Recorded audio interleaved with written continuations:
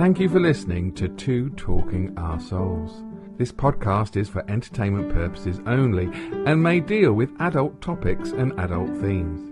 Brownstown, we're with you when you fight. Brownstown, bark with the dogs tonight. Brownstown, Cleveland is right behind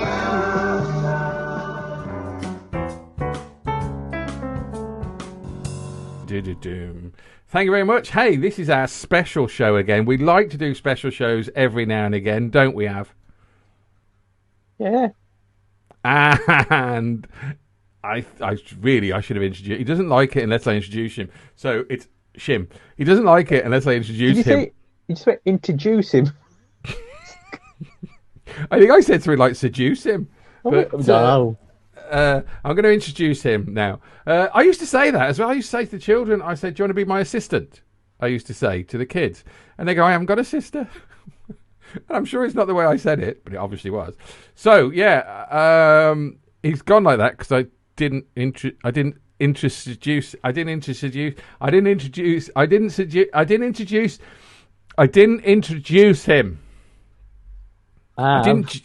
haven't done it yet. I'm going to juice you now. No. Well, we can talk about that. We talk about Boris. Yeah, he went to Saudi, did he? Went to Saudi Arabia to get some more oil. He went to Saudi to say Audi. Yeah. Release the barrels. I said no.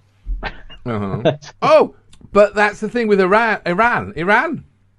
When he's now paid the money to let that poor woman out. That's all to do with oil. It's got nothing to do with the fact that he thinks, oh, you know what? And Liz Truss is getting the plaudits for that, and I'm not going to give Liz Truss any plaudits, but I will for that. The British owed him 400 million. Yeah, from tanks. Tanks? I was like, what? I was like, is that all the tanks you get? In 2 weeks' time, they'll say, oh, can we have some of your oil? They'll say, oh, yeah, we're best mates now. Get Gavin over. Yeah. Gavin will sort it out for you. Sir Gavin. Apparently, Biden called the prince. Was it prince or king? He's king now, isn't it? It's king. King Boris? No, well, he bloody wishes. King Boris. Saudi. Biden rang him, apparently, and he refused to take his call. Is that because of Trump? Because he was critical of the the murdering regime. Oh yeah. So well, they stone people. They actually cut 180 people's heads off on Sunday. I think before Boris came, there's executed 80 odd people. Then on the way out, he executed a few more. Just like. And Boris was going, is it me? Is it me? Is it after me? I have got you something to say, Mr. Boris. The oil? No, it's a blood. It's what? Blood. Blood? It is a blood. Oh, blade? Blood. A blood. Yeah. I thought you were saying blood. I thought he wants his blood. Goes, I've got a liquid I would like to show you. Sperm? Whoa, are you going from blood? No. Blood? To I've got some liquid I'd like to show you. That's terrible. I wasn't even thinking that, Steve. Where are you going with this? What liquid were you thinking of then? Pen ink. Boris Johnson, well known for spurting his pen ink everywhere. Terrible, Steve. I'm trying to keep this show on the straight and narrow. Where are you taking it? Oh, God. Yeah, there's always someone walking behind Boris with a blotting pad. Oh, be careful, Boris, sir. We don't want you to spill more ink. I've heard that in all the newspapers. Oh, look at that splodge on the desk. Boris Johnson in his fountain pen. I've meant spunk. He looks like the kind of... I mean, at school, you always had the one lad who put his pen inside the inside pocket where it always gets too warm. And the ink spills out. And he never learns. That's the kind of impression I get from Boris. He's that kid. No, I get what you mean. But then I don't think Boris doesn't learn. He just doesn't care. No. I just don't think he cares. I don't think he's a person to go around asking for stuff either. He just hasn't got the authority, has he? There's a beautiful clip during the election campaign where he's coming out of giving a speech, and they're two very young, I'm going to call them aides, I don't know what you call them, helpers that look after him, like write his speeches, make sure he does this and that. And they're very young. They look like YTS people. And he's talking to a reporter with a cup of coffee. Now, either he shouldn't be drinking the coffee, or the coffee got a label on for an advert. I don't know what it is. But this young girl just runs up to him while he's talking and hefts his cup of coffee out of his hand while he's drinking it. And like gives him a look and says no. And then takes the coffee cup out of his hand. It's hilarious. It's like he has no idea why she's done it, but she obviously did it for a reason, because he cannot be trusted either for advertising it, or he shouldn't have been drinking that coffee. It would have been funny if he'd yabbed out his hand and then he didn't realise, he just started drinking. Without realising, this coffee's going to taste. When you say like, and he's drinking it and he doesn't realise the coffee cup's gone, I wonder if he'll do that when the country and he's talking. He said, "Oh, there's no country left. Is that my fault?"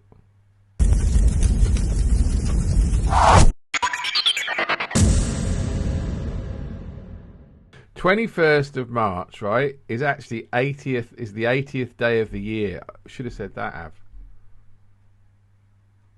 31st of March is when the clocks go back. Forward. No. Fall forward, spring back. Always the way. Back. Yeah, it's going back. Yeah, fall forward, No, spring don't back. go American. Don't go American. No, but that's what they say, isn't it? They say fall forward, spring back. So the clocks go back. Spring back. Autumn, forward, spring back. Spring back. So you get an extra hour in bed with your missus. No, autumn. Yeah. I get me confused. Yeah, no. Fall forward, spring back. Fall forward, spring back. Fall forward, spring back. I'm losing the will to live. A lot of people have that problem with me. I don't know what my thinking. I just went slower. Again, yes. My wife would probably said I've always been like that. But, it's when your children say it. That's when you're going to worry. Oh gosh, yeah. But yeah. No, so the I don't even. When's the grouse season then? The what? The grouse season. When does the grouse season start? The grouse season. Oh, come on, Av. You want to be English? As in the bird. Yeah. So the grouse season actually is the 12th of August. You know, in Wolverhampton, there's not. You don't see much grouse around here. Where you going? I'm going grouse shooting. Where you going? Wolverhampton. Grey squirrels, perhaps, but not grouse. Yeah, all these dates in my head. But I thought the 21st of March. Oh, it's my fucking wedding anniversary. Sorry. I was going to say the only grouse around here around Wolverhampton is a famous grouse. All the Asian people getting pissed. But are you talking about the grouse whiskey? Yeah, famous grouse. The famous grouse. We like a bit of grouse whiskey. It's your anniversary, Steve. No, I just said that to be funny. I haven't been married for years. Nothing funny about an anniversary, especially when you forget it. That's true. That is very true. So I've got some nice nieces and some not so nice nieces, and I was with the nice nieces and my sister, and they're all born in July, and we're sitting down, and this is like they're all like over 20s now. They're like, well, they're over nearly, well, some are 40, but like when they told this story, they were in their late 20s because we were having some sort of family meal. And they're sitting down and they were going, Mum, we were all sitting down chatting the other day. We worked it out that we were all born 9 months after Dad's birthday. And I thought it was hilarious, because they all sat down at some point and discussed it and then worked out what it was and then brought it up in front of their mum at a family meeting. Meal. Yeah, I just find it hilarious. I think there's probably a better way of probably approaching it. It'd probably just be best to say, What's with all the birthday sex? If you're in a relationship, when I was in a relationship, I got spoiled on my birthday. Okay.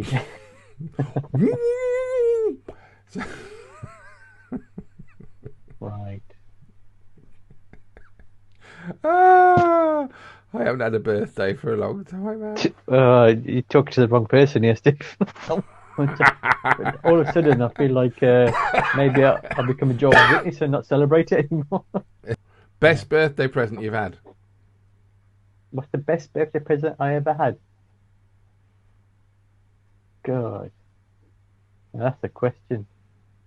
Or the most memorable. It doesn't have to be the best. It can be the most memorable. I don't really celebrate my birthday because I'm. You've had 50, haven't you? Fuck off. Have a cake. We get a cake. We celebrate birthday. Have a cake. I don't really want. Do you have a handmade cake, or is it bought from a shop? Is it George the Caterpillar, whatever his name is? I remember we talked about this before. There's an egg-free cake place. I'm gonna get it from there. Is it called Enough? No. That's French for it. It's French for egg. That was quite. It's what? Enough. Enough is a French for egg. Steve, I'm in Wolverhampton. Does that mean many French people around here? I'm getting old, Af. I'm getting old. So, yes, Shagger Johnson still with us. Do you think they're going to change? This is a question we could ask, right? Do you think they're going to change the rules so they can get rid of him again before the next 12 months? But the thing is, right, it's not really clever. It's kind of expected is that he's put in these people who are grateful to be in these roles in the government, right? Under normal circumstances, they wouldn't be in those roles. I mean, Priti Patel got fired under. But Priti Patel was a liar, a cast iron liar. But under any other leader, prime minister, these people wouldn't be in those positions, and they know that if they want to stay in those positions, they've got to stick with Boris. So it doesn't become about what's good for even their party, let alone the country. At the moment, there's no good for the country. At the moment, it's just survival. It's not even good for their party because they're looking after themselves before their own party. Because there are people who are probably better qualified to do those positions, but they want to keep those positions. And to keep those positions, they've got to keep Boris in that wherever he is. Come on, Jacob Rees-Mogg, come on. What would he do? Oh, have you heard what he said today? Oh man, it made me laugh. You know, he's the minister for Brexit, and he's finding all these rules to change. Right, the one that he quoted was that in the Dartford Tunnel there is a law that requires in tunnels. So if you go through the Dartford Tunnel, there have to be signs saying how you get out of it every 25 metres. But in this country, we use yards for road signs. So the signs say 121 yards in one direction and 1,152 yards in the other. We've got very funny numbers. There was going to be an extra cost to fish fingers because of the way they are imported. That's a 2% increase that has been avoided. There was going to be up to 70% increase in the cost of some cheeses coming in. That we've avoided by using our Brexit freedoms. So there are savings to be had. But is that the best you can do, cheese and fish fingers? And that's what have the Romans done for us? What has Brexit done for us? We can change the signs. Oh, Moggy, that's fair enough. But let's sort out Northern Ireland first before we start worrying about signs and weights and shit. There's nothing. Do you know what? There's nothing wrong with Northern Ireland. Protocol. I am afraid to say there is nothing wrong with Ireland.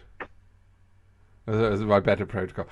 No, because apparently it's working fine between Northern Ireland and Ireland and EU. Everyone's happy. It's the bit between Northern Ireland and the UK that's fucked up, and it's the UK that are suffering. People in Northern Ireland are doing really well, I hear, but it's just that we're buggered, and it's just Johnson. They don't want everyone to know that actually. Why is Northern Ireland doing very well? Because they're still in the EU.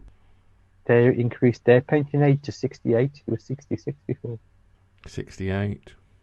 I mean, you're a little younger than me. A little. I think there's a lot of people who reach a certain age, 65, let's say, who don't want to retire because they still feel young. And we're not getting, people aren't dying as much. But people are living longer, Steve, but there's no point living longer if you're not living a good quality life. No, I agree. I think, I think when you reach 60, you can fill in an application form to say, you can kill me in the next 5 years. I'm quite happy to do that. And you can just I think go down to Brighton and they'll give you a good time and then just chop you up. I think if they expect you to retire at 68, I think after 60, they should stop taxing you. No, that's a good point. You would benefit straight away from that, wouldn't you? Possibly. I tell you what, though, old people, Yeast. should not exist. Yeast infections with old people. I'm trying to think of an innuendo there. In the one time. Yeast. I gave them a good yeasting. Give them a good yeast infection. No, listen. Yeah. Old people, right? They should not be allowed to work after 67. Paul fucking McCartney, what a disgrace he was at Glastonbury. What a disgrace. What, was he that bad? I don't know. I never watched it. Of course, they live and let die, but just change it to please let me die. I think, yeah, he might sing Stand a Stairlift to Heaven. I wonder if he gets his pension, state pension. I think, do you know how people become millionaires? No. They don't spend their fucking money. Of course he does. Yeah, Doesn't even buy a TV licence. He's going to need that winter warm discount, isn't he, in that big house? Good old Macca Packer. Where's Ringo Starr when you need him, eh? He's probably nibbling at Barbara Bach's loaves. Yeah. Did you say pussy? No. I'm sure. Rewind that back, people. Yeah. I'm sure he said puss. No, I didn't. I said he's probably nibbling Barbara Bach's loaves. He went puss. No, I didn't. I didn't go there. It'll be weird if only me and you find it funny. Brownstown, Cleveland is right behind you.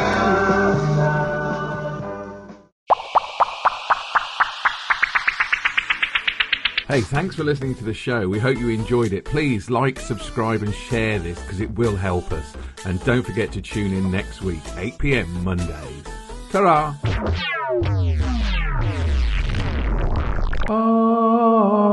So